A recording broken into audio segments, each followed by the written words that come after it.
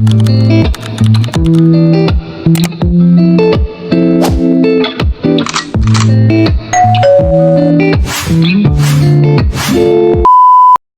up mga ka-Isilda? Bali po meron tayo pong lukan po din eh. Ito po ay nabili kahapon at ito po ay nalinisan ko na rin na ko ng steel wool. Ngayon po ay ilalago ko na po siya at aalisin ko yung mga laman. At sisimulan ko na po siyang isa lang para maalis ko na rin yung mga shell nitong lukan. At ang gagawin ko nga po pala sa kanya ay Bicol Express. Imbis na karne ang ating ilalagay, ito pong ilalagay natin. Itatry po natin siyang gawing Bicol Express. Kaya ang tawag dito ay Lukang Bicol Express. At ito na nga po mga ka-Isilda at ready na po nating lutuin ang Bicol Express with sitaw. At lalagyan rin po natin to ng lukan. Ayan po. Ayan po ang mga ingredients. Sili. Kukunti na sili. Konting anghang lang. Sibuyas bawang. Ito yung konting alamang. Yung lukan. Karning baboy. At sitaw. At ang gata. At dito po ay magpapainit na po ako ng kawali.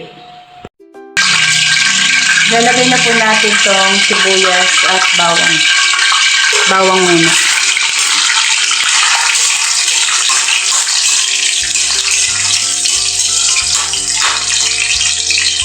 Lalagay ko na rin po itong sibuyas.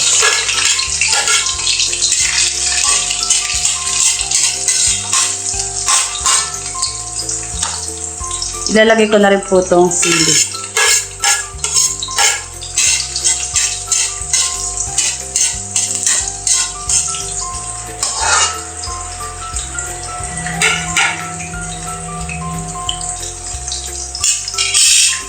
Ilalagay ko na rin po itong karne. Oh.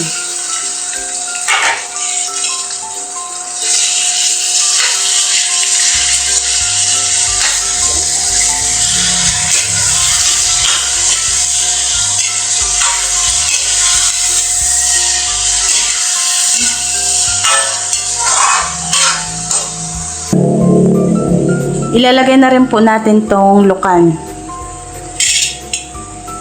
na inalis natin sa shell.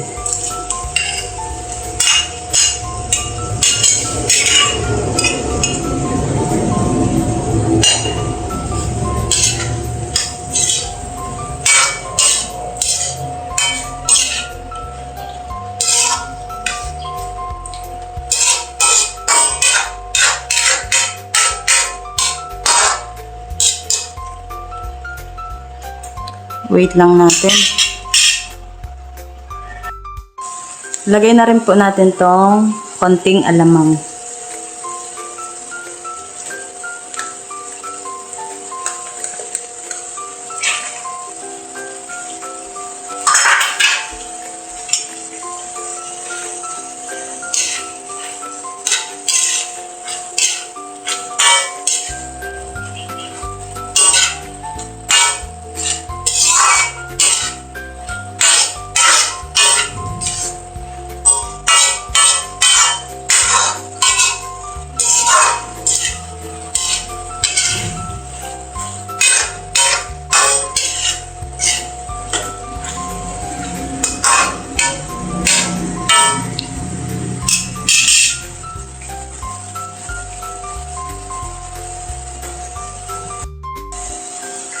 Ilalagay na natin tong unang gata.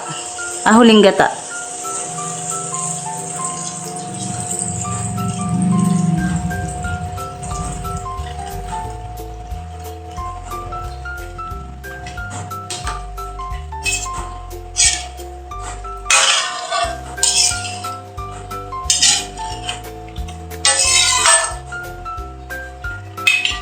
Takloban muna natin.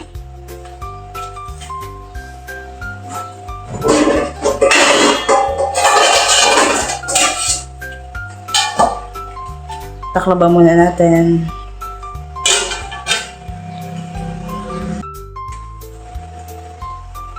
Ayan, at kumukulo na. Ilalagay naman natin tong sitaw.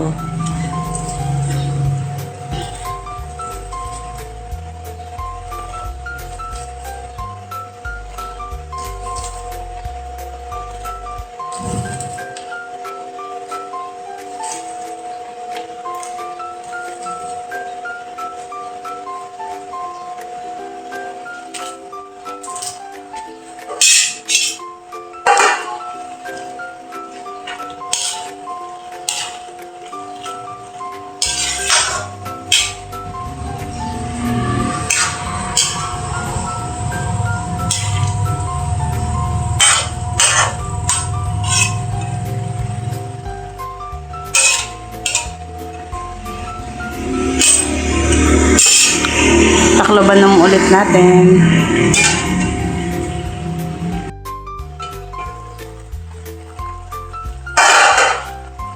Ilalagay na natin ang unang gata.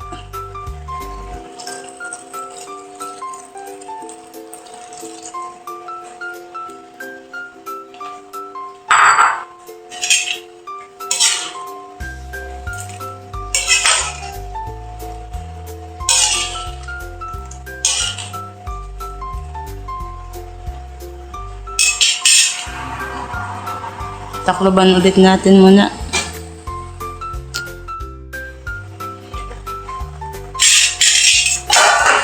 Lalagyan naman natin siya ng mga pampalasa. Lalagyan natin siya ng paminta.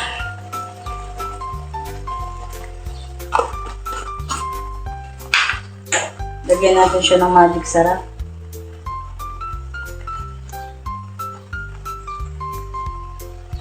Natin, wala na rin. Konting asin.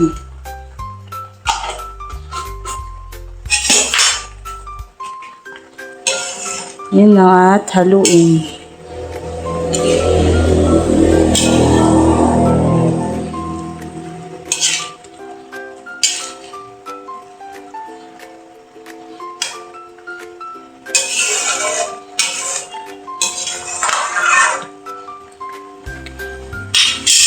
Taklaban muna natin ulit. Pagkatapos, pag kumulo pa ng konti, okay na siya.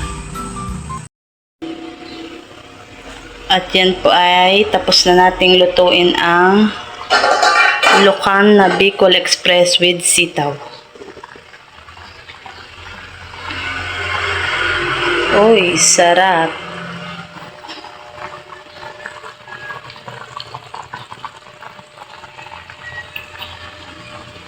Maanghang rin pala yun, kahit kukunti ang sili.